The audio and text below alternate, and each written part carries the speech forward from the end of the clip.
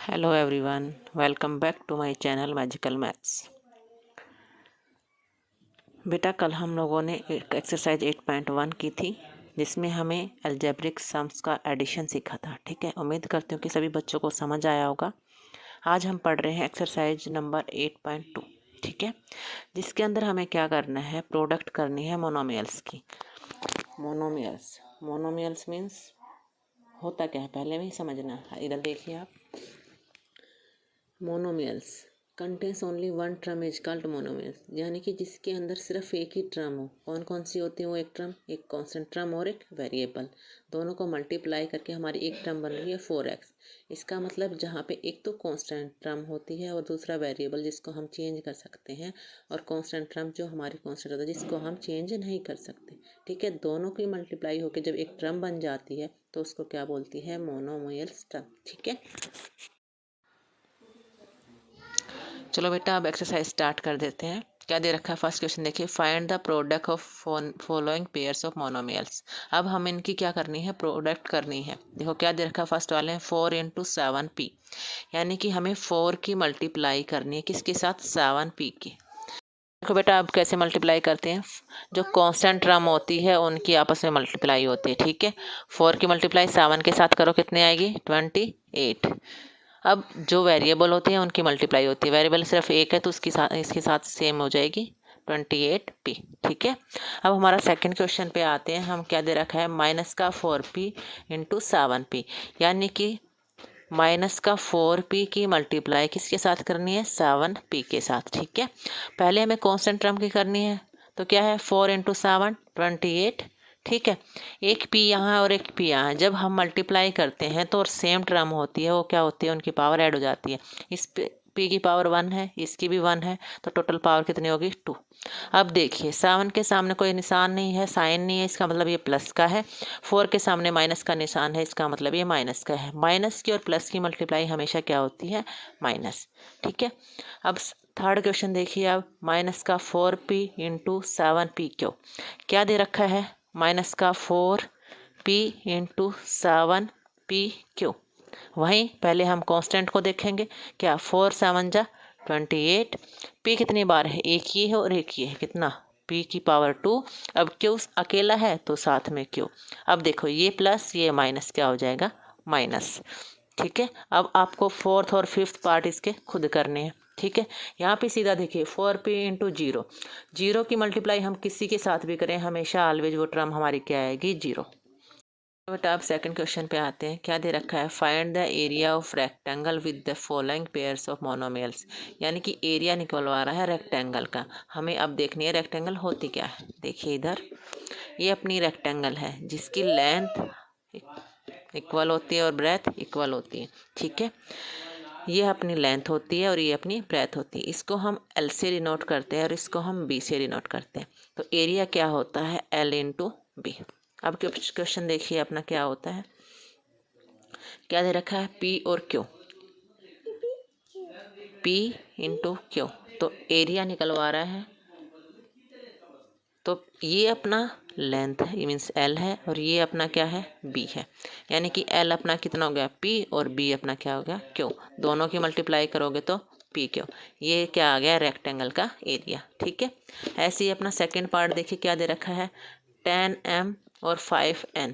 ठीक है, क्या दिया हुआ है, 10m और 5n, तो ये अपनी क्या है कि बेटा इसको हम क्या बोलते हैं, एल, और इसको क्या बोलते हैं, बी, मीन्स ये लेंथ और ये ब्रेथ। तो एरिया क्या होगा, लेंथ × ब्रेथ, यानी कि 10m × 5n। ठीक है, फिर वही वाला रूल, कांस्टेंट टर्म की मल्टीप्लाई कांस्टेंट के साथ, 10 की मल्टीप्लाई 5 के साथ 50। ठीक है, और m और n, m n अलग हैं तो दोनों अलग अलग लिख दो। ठीक है, ये अपना क्या आ गया, रेक्टेंगल का एरिया। ठीक है, अब इधर देखिए, इधर क्या दे रखा है, 20x² 5y², ये अपनी l होगी, ये अपनी b होगी। हम 20 की मल्टीप्लाई 5 के साथ करेंगे तो 100x² और y²। इधर देखो एक बार क्या दिया हुआ है, 20x² 5y²। ठीक है, तो हमने क्या करना है, l पहले, l है अपना ये वाला, और b अपना क्या है, 5y²। कांस्टेंट टर्म की मल्टीप्लाई करो 5 के साथ, क्या है 20 20 × 5 100। एक्स स्क्वेयर है, एक्स स्क्वेयर अकेला है, वाई स्क्वेयर है, वाई स्क्वेयर भी अकेला है। ठीक है, अब बेटा ये वाला क्वेश्चन और ये वाला क्वेश्चन आप खुद ट्राई करेंगे। उम्मीद करती हूँ आप लोगों को पूरा समझ आ गया होगा, आराम से कर लें। अब हम नेक्स्ट क्वेश्चन करते हैं। चलो थर्ड पे चलते हैं। चलो बेटा अब क्वेश्चन नंबर थर्ड करते हैं हम। क्या दे रखा है, कंप्लीट द टेबल। एक टेबल दे रखी है, इसकी हमें प्रोडक्ट करनी है। ठीक है, फर्स्ट मोनोमियल्स ये है और सेकंड वाला ये है। इसका मतलब हम इसकी और इसकी मल्टीप्लाई करेंगे। क्या आएगा, 2 2 जा 4 x x स्क्वेयर। ऐसे 2x की मल्टीप्लाई इसके साथ करेंगे तो 2 5 जा 10। ठीक है, और x ये है और y ये है तो क्या आ जाएगा x y। ठीक है, और माइनस प्लस क्या होगा माइनस। फिर इसकी मल्टीप्लाई हम इसके साथ करेंगे, यानी कि 2 3 जा 6। एक्स स्क्वेयर ये है और एक एक्स ये है, कितना हो गया x की पावर 3। ठीक है, ऐसे ही फिर इसकी मल्टीप्लाई हम इसी के साथ करेंगे। 4 की मल्टीप्लाई 2 के साथ 8 हो गया। एक एक्स ये है, एक ये है, कितने हो गए 2x, यानी कि x की पावर 2, और y अकेला है तो y, माइनस प्लस माइनस। ठीक है, ऐसे ही 7x स्क्वेयर की मल्टीप्लाई 2x के साथ करेंगे, कितना आएगा 7 की मल्टीप्लाई 2 के साथ 14। x कितना है, यहाँ पे 2 है, यहाँ पे 1 है, तो x की पावर कितनी हो गई 3, और y अकेला है तो y। ठीक है, ऐसे ही -9 की मल्टीप्लाई 2 के साथ करेंगे, कितना आएगा -18। एक्स स्क्वेयर ये है और x ये है, कितना हो गया x की पावर 3, और y स्क्वेयर अकेला है तो y स्क्वेयर।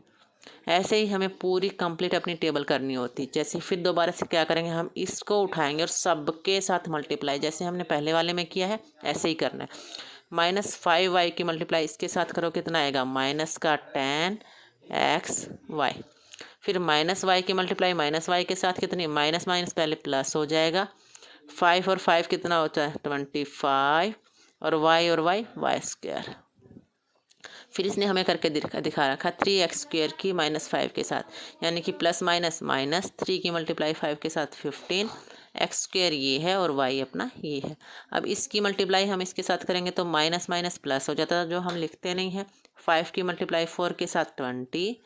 x है अकेला तो x, और y एक ये है और एक ये है, कितना हो गया y का स्क्वेयर। ठीक है, फिर क्या है 7 की मल्टीप्लाई 5 के साथ माइनस नहीं 35, और प्लस माइनस क्या होता है माइनस। एक्स स्क्वेयर ये है अकेला है तो एक्स स्क्वेयर, वाई ये है और y ये है तो कितना y का स्क्वायर। ठीक है, अब क्या है -9 और -5, यानी माइनस माइनस प्लस हो गया।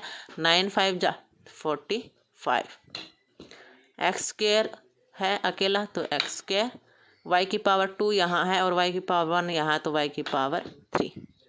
ठीक है, ऐसे ही हमें पूरी टेबल को फिर यहाँ से मल्टीप्लाई इन सब के साथ, जैसे 4xy की इन सब के साथ, ऐसे करके हमें पूरी टेबल यहाँ तक करनी है। उम्मीद करती हूँ आपको टेबल समझ आ गई होगी। आप अपनी टेबल को कंप्लीट करिए और कोशिश करिए कि पूरे क्वेश्चन आपसे सोल्व हो जाए।